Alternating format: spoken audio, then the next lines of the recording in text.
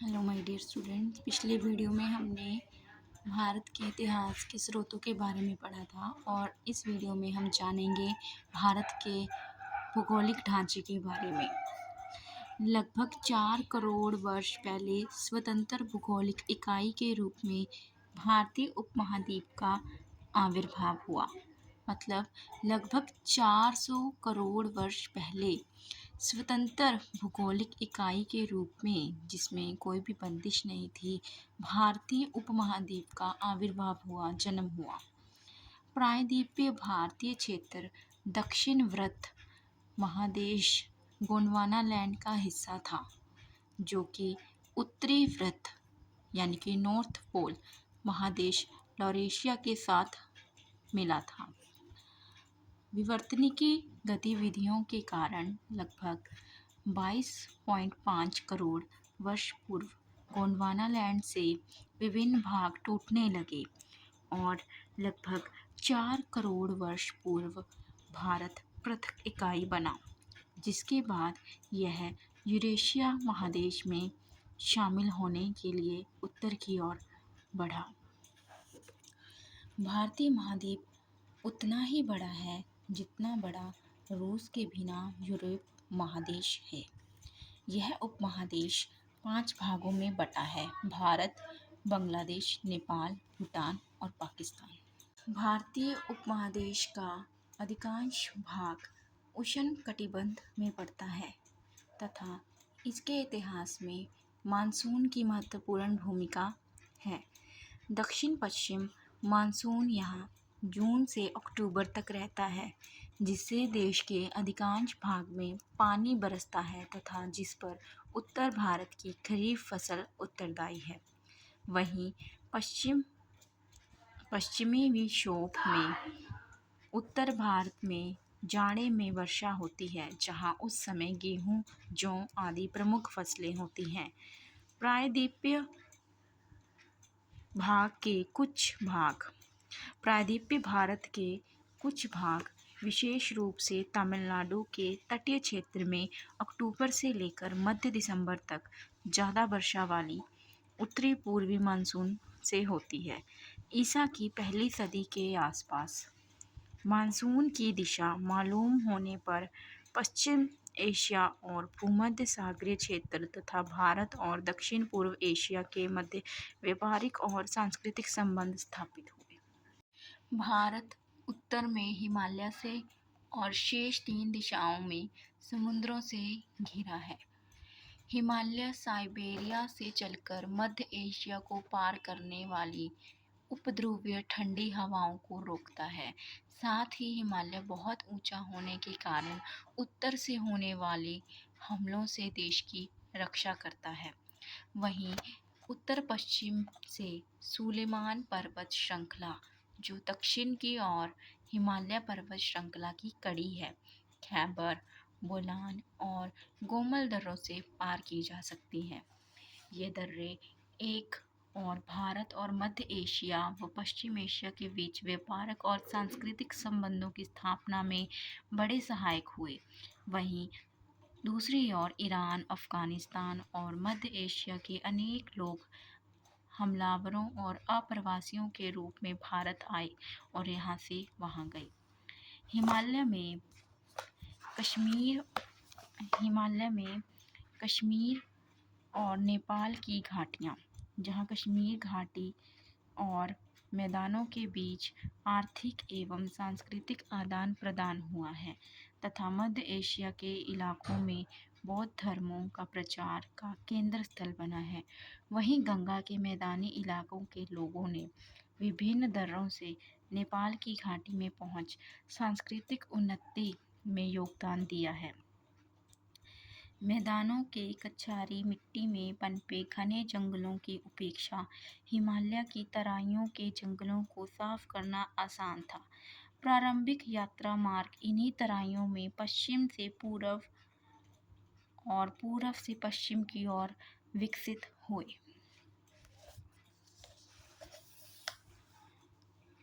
इन्हीं कारणों से ईसा पूर्व 6ठी सदी में सबसे पुरानी कृषि बस्तियां तराई वाले इलाकों में बनी और यहाँ रास्ते व्यापार के लिए अपनाए गए। ऐतिहासिक भारत का वक्षस्थल उष्णकटिबंधीय मानसूनी वर्षा से लबाले भरे महत्वपूर्ण नदियों का क्षेत्र है। नदियों के ये क्षेत्र हैं सिंधु का मैदान, सिंधु गंगा जल विभाजक, गंगा की घाटी और ब्रह्मपुत्र की घाटी। पश्चिम से पूर्व की ओर बढ़ने पर वार्षिक वृष्टिमान, जिसे वर्षा का मान कहा जाता है, क्रमशः 25 सेंटीमीटर से बढ़ते बढ़ते 250 सेंटीमीटर तक पहुंच जाता है। सिंधु प्रदेश, पश्चिमी गंगा घाटी, मध्य गंगा घाटी, ब्रह्मपुत्र घाटी इत्यादि। लोहे के औजारों के बिना इन घने जंगलों और कठोर भूमि वाले प्रदेशों को साफ करना असंभव नहीं था। इसलिए बड़ी संस्कृतियों का विस्तार आमतौर पर पश्चिम से पूर्व की ओर होता गया। सर्वप्रथम सिंधु और गंगा के मैदानों में बढ़िया फसल होने से कई संस्कृतियों का संभरण हुआ। सिंधु घाटी संस्कृति तथा वैदिक संस्कृति। आगे लोहे के प्रयोग पर वैदिक उत्तर संस्कृति मध्य गंगा घाटी में फली फूली। निचली गंगा घाटी को गुप्त काल में उत्कर्ष मिला। अंत में असम सहित समूची ब्रह्मपुत्र घाटी को आरंभिक मध्य युग में महत्व प्राप्त हुआ। नदियां वाणिज्य और संचार की धमनियां थीं, क्योंकि नदियों के सहारे ही आपसी देशों में वाणिज्य और संचार बना रहता था। क्योंकि प्राचीन काल में सड़क बनाना काफ़ी कठिन था, तो लोग ज़्यादातर अपनी आवाजाही नाव में बैठकर नदियों को पार कर कर ही करते थे। अशोक द्वारा इसका प्रयोग परसत्र स्तंभों को देश के दूर दूर स्थानों में पहुंचाने से लेकर ईस्ट इंडिया कंपनी के दिनों तक संचार साधन के रूप में इनकी भूमिका कायम रही। यानी कि अशोक ने जो अपने बड़े बड़े स्तंभ लगाए हैं, जिस पर शिलालेख है, उनको एक जगह से दूसरी जगह वो नदियों के सहारे ही लेकर गया था। नदियों के बाढ़ के पानी ने आसपास के क्षेत्र को उपजाऊ बनाया, क्योंकि हम जानते हैं कि जब नदी में बाढ़ आती है तो वो अपने साथ बहुत सारे कण, खनिज पदार्थ इत्यादि लेकर आती है, जिससे वहाँ की मिट्टी उपजाऊ बन जाती है। तो नदियों ने, बाढ़ के पानी ने हमारे आसपास के क्षेत्र को बहुत ही उपजाऊ बनाया तथा औद्योगिक युग की आरंभ से पहले अनेक नगर नदी तट पर स्थापित हुए। आगे नदियों ने राजनीतिक और सांस्कृतिक सीमाओं का काम भी किया। जैसे कि कलिंग देश, जिसे हम उड़ीसा कहते हैं, की उत्तरी सीमा महानदी और दक्षिणी सीमा गोदावरी नदी द्वारा निर्धारित की जाती थी। आंध्र प्रदेश के उत्तर में गोदावरी और दक्षिण में कृष्णा नदी। इन दोनों नदियों के मुहाने पर सातवाहनों उत्तराधिकारियों के काल में अनेक नगर और बंदरगाह स्थापित हुए। तमिलनाडु का अधिकांश क्षेत्र कृष्णा और वैगई नदी के मध्य था। चोल शासन वैगई और पेन्नार नदी के मध्य। महाराष्ट्र का अधिकांश क्षेत्र ताप्ती और भीमा के मध्य। कर्नाटक क्षेत्र कृष्णा और तुंगभद्रा के मध्य। तुंगभद्रा ने उत्तर चालुक्य और राष्ट्रकूट और दक्षिण से पल्लव और चोल के युद्धरत व्यक्तियों के बीच प्राकृतिक सीमा का कार्य किया। इस तरह हमने देखा कि नदियों ने दो राज्यों या दो से अधिक राज्यों के बीच सीमा का निर्धारण किया। अरावली पर्वतों द्वारा उत्तर में सिंधु और गंगा की नदी प्रणालियों और दक्षिण में विंध्य पर्वत श्रृंखला को दो भागों में बांटा गया है। अरावली का पश्चिम का भूभाग थार मारूभूमि में, हालांकि इसके दक्षिण पूर्व भाग अपेक्षाकृत उपजाऊ तथा खेती की तांबे की खानों की उपजाऊ उपस्थिति से ताम्रपाषाण युग की बस्तियों का निर्माण।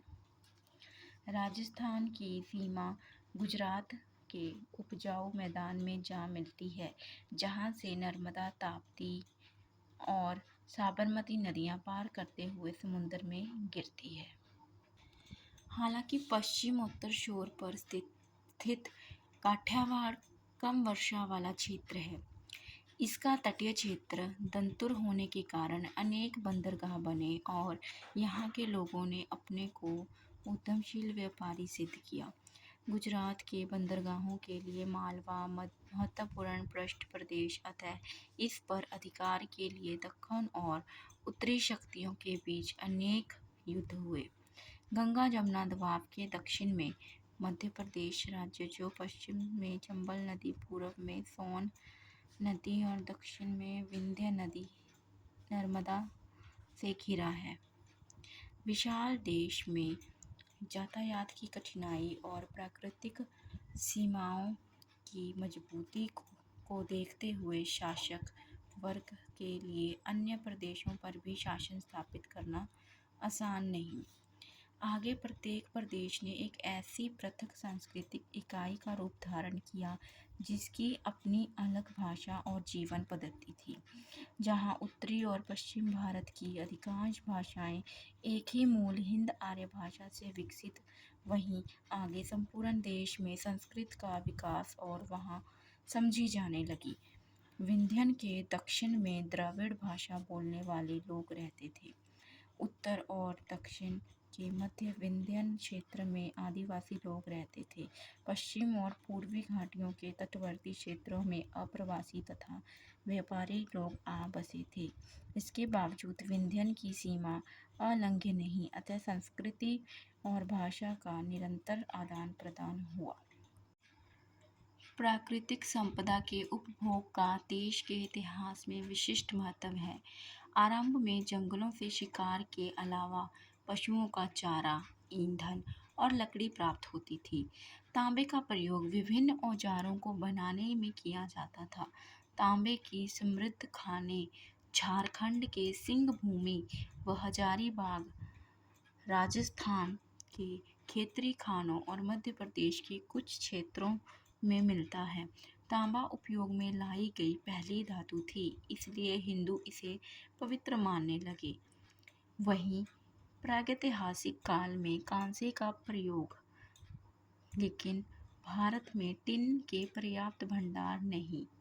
राजस्थान और बिहार में कुछ भंडार हैं, अतः आरंभ में अफगानिस्तान तथा बाद में बर्मा और मलय प्रायद्वीपों से इसका आयात किया जाता था।